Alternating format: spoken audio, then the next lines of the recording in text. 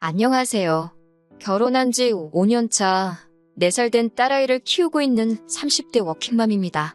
제 얼굴에 침 뱉기 같아서 친구들한테도 속 시원히 말해본 적 없는 제 사연을 오늘 이야기하려고요. 남편과 저는 일터에서 만났습니다. 매해마다 뉴스에서 하는 말이지만 제가 대학을 졸업했을 당시에도 취업이 쉽지가 않았어요. 그래서 저는 여기저기 입사 지원서를 내면서 저녁 시간에는 아르바이트로 용돈을 벌었네요. 여담이지만 대학에 입학한 이후로는 부모님이 등록금 내주시는 것만으로도 감사해서 적어도 용돈은 제 힘으로 늘 벌었었습니다. 그리고 지금의 직장에 들어오기 전 마지막으로 아르바이트를 하던 곳이 식당이었는데 남편이 그 식당의 사장이었어요. 남편은 저보다 8살이 많았고 사장이란 타이틀 때문인지 저에게는 그 이상으로 어른처럼 느껴지대요. 그리고 30대 중반이란 나이에 자기 가게를 꾸려나가는 모습도 그럴듯해 보였고요. 하지만 그런 생각과는 별개로 남편이 처음부터 이성으로 보이진 않았어요. 저희가 부부의 연을 맺게 된 건 훗날 남편이 보여준 노력 때문이었지요. 아르바이트는 3개월 정도밖에 안 했는데 남편은 이후로도 꾸준히 저에게 연락을 해왔고 제가 직장을 다닌 지 1년쯤 되었을 때는 저와 사귀고 싶다고 고백을 해왔어요.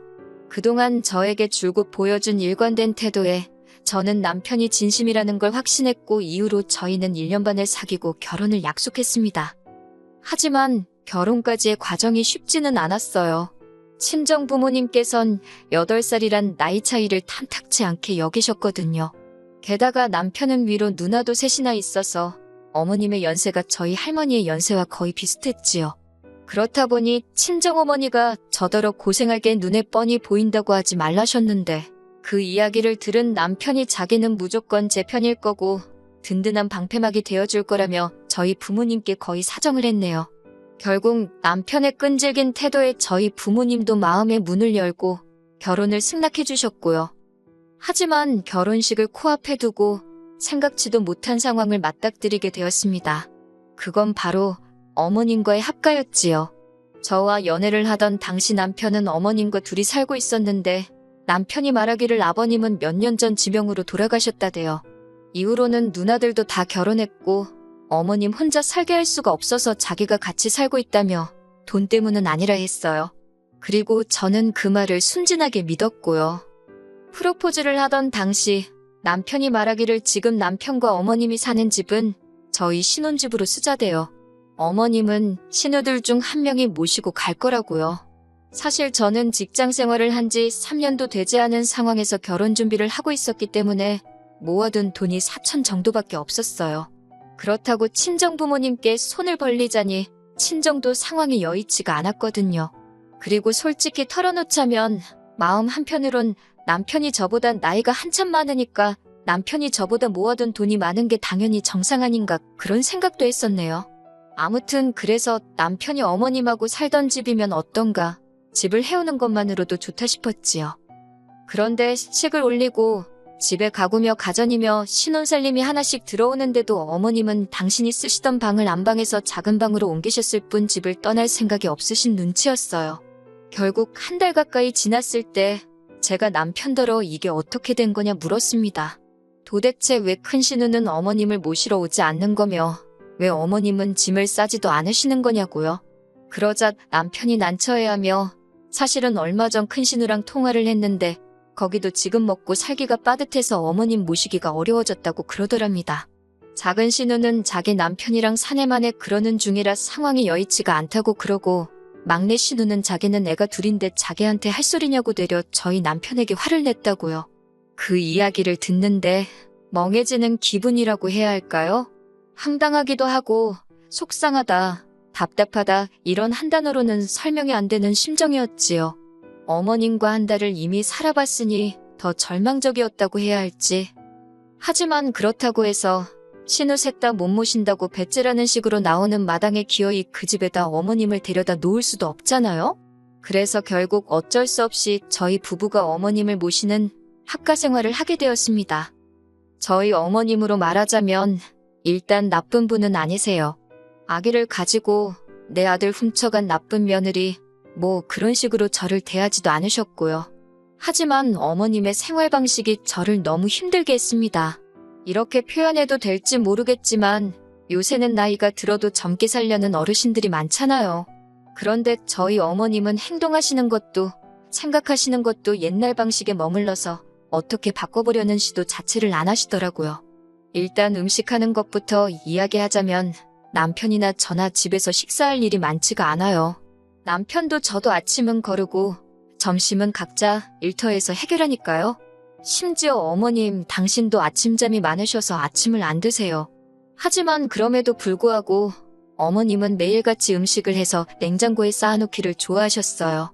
뿐만 아니라 반찬을 하시는 동안 주방 여기저기 간장부터 고추장 양념이란 양념은 여기저기에 다 튀어가지고 부엌을 엉망으로 만들어 놓으셨지요. 그리고는 하시는 말씀이 당신은 못 봤다 그러시는데 그래도 해주시는 그 마음에 감사해서 저도 못 봤다 하시면 더는 따지고 들진 않았어요. 그냥 그러려니 하고 치우는 거지요. 그런데 그뿐만이 아니에요. 반찬은 덜어 드시는 법이 없고 먹다 남은 음식은 뚜껑도 없이 그대로 냉장고에 집어넣어 놓거나 식탁에 둔 채로 치우지 않는 일이 일쑤였어요. 그러다 보니 결국 버려지는 양도 상당했네요. 부차한 이야기 같지만 어머님 모시고 사는 동안 신우들 중 누구 하나 돈 10만 원 저희한테 고생한다, 살림에 보태라고 준 사람이 없어요. 그런 와중에 어머님이 뭐 드시면 얼마나 드시냐 하겠지만 솔직히 몇만 원이고 몇천 원이고 큰돈은 아니지만 서보지도 못하고 버리면 아깝지 않나요? 제 속만 타들어갔지요. 문제는 이뿐만이 아니었습니다. 어머님과 합가한 지 1년 조금 지나서 제가 딸을 출산했어요. 이 과정에서도 정말 하나하나 다 이야기할 수는 없지만 사연이 참 많았습니다. 체력도 딸리고 힘들어 죽겠는데 아들을 낳아야 한다며 이래라 저래라 요구하시는 게 참 많으셨지요. 입덧을 하는 와중에도 아들 낳는 음식이라면 먹고 싶지 않은 걸 강요하시기도 일쑤였고요. 결국에 아이 낳기 전 1달, 출산 후 2달 총 3달의 출산휴가는 친정에서 보냈습니다. 이때는 어머님께서 당신 장손 데리고 어디 가느냐고 어찌나 노여워하시던지 참다 못한 제가 남편더러 어머님이랑 같이 있다가는 나도 뱃속에 애도 어떻게 될 것 같다고 했어요. 그제서야 남편이 어머님더러 적당히 하시라고 한마디 했고요. 이때 솔직히 결혼한 거 정말 후회 많이 했어요. 이렇게 살 줄 알았으면 친정 부모님이 말릴 때 파혼할 걸. 그런데 그때는 정말 파혼은 생각을 못했어요. 사람들의 시선도 무섭고 친정 부모님이 어렵게 허락해 주신 결혼인데 깬다는 게 자존심도 상했거든요. 제가 어리석었지요. 아무튼 그래도 무사히 건강한 딸애를 낳았고 그렇게 손자 타령만 하시던 어머님도 처음엔 탐탁지 않아 하셨지만 이내 손녀도 예뻐는 해주시더라고요. 그런데 문제는 그 예뻐해 주시는 방식이 정말 엄마로서 옆에서 보고 있기 힘들었다는 거예요. 일단 저희 어머님은 행주와 걸레의 구분이 없으세요. 당신 눈에 깨끗해 보이면 그것이 행주요, 더러워 보이면 그것이 걸레입니다. 그리고 행주를 행주로만 쓰시면 좋은데 걸핏하면 그걸로 딸의 입을 닦아주시고 손도 닦아주시고 그러는 거예요. 그나마 육아휴직 때는 제가 애 옆에 거의 붙어 있었으니까 어머님께 하지 마시라고 어머님을 말릴 수는 있었는데 회사에 복직을 하려니 어머님께 온전히 아이를 맡기기가 솔직히 불안하대요. 그래서 결국 돌도 안 된 아이를 어린이집에 보내기 시작했어요. 아이가 어린이집에 갔다가 집에 오면 4시쯤 되더라고요. 저는 퇴근하고 불이 나게 집에 오면 6시가 안 되었고요. 그러니까 어머님이 봐주시는 건 2시간 남짓이 전부였어요. 그런데 이걸 가지고도 신우들이 트집을 잡고 자기들이 봐주는 것도 아니면서 생색을 내기 시작했지요. 시어머니랑 같이 안 살았으면 어쩔 뻔했냐. 세상에 이런 시어머니가 어딨냐. 집안일도 다 해주지 않냐. 집안일, 말이 나와서 말이지만 전 정말 어머님이 차라리 아무것도 안 하셨으면 좋겠다 생각한 게 한두 번이 아닙니다. 저희 어머님께서는 옷은 무조건 삶아야 깨끗하다고 생각하시는 분이세요. 그래서 옷의 소재고 색이고 그런 건 싹 다 무시하시고 무조건 다 삶아대기 일쑤셨지요. 그렇게 어머님 때문에 못 쓰게 된 옷이 한두 벌이 아니었던 제가 결국엔 제발 그냥 하지 마시라고 사정을 하기에 이르렀습니다. 하지만 어머님께서는 제가 하는 말은 듣지도 않으시고 심지어 제가 꺼내놓지 않은 옷들까지 저희 부부 옷장에서 꺼내다 삼기 일쑤셨어요. 제 속옷에도 마음대로 손을 대셨고요. 결국 제가 괴로워하는 모습을 본 남편이 어머님더러 제발 좀 그만하시라 하니까 그때는 오히려 당신은 저희를 도와주고 싶어서 그런 건데 자식들이 애미 마음도 안 알아준다면서 서운하다며 들어누우시대요. 그러자 신우들이 또 쫓아와가지고는 니들이 뭔데 시어머니를 무시하냐 어쩌냐. 그러면 자기들이 모시고 가던가. 정말 그 소리가 목구멍 끝까지 올라오더라니까요. 그렇게 이후로 시간이 흘렀습니다. 짧은 세월이 흐르는 동안에도 별의별 황당한 일들을 겪었지만 가장 최근의 사건만 이야기해볼게요.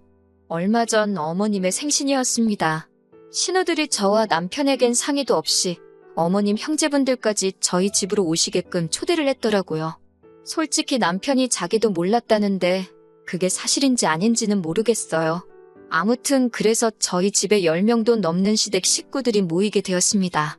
그런데 이게 무슨 상황인지 저를 가운데 앉혀두다시피 하고는 말 그대로 취조를 하더라고요. 저더러 이 집에 시집와서 뭘 했냐.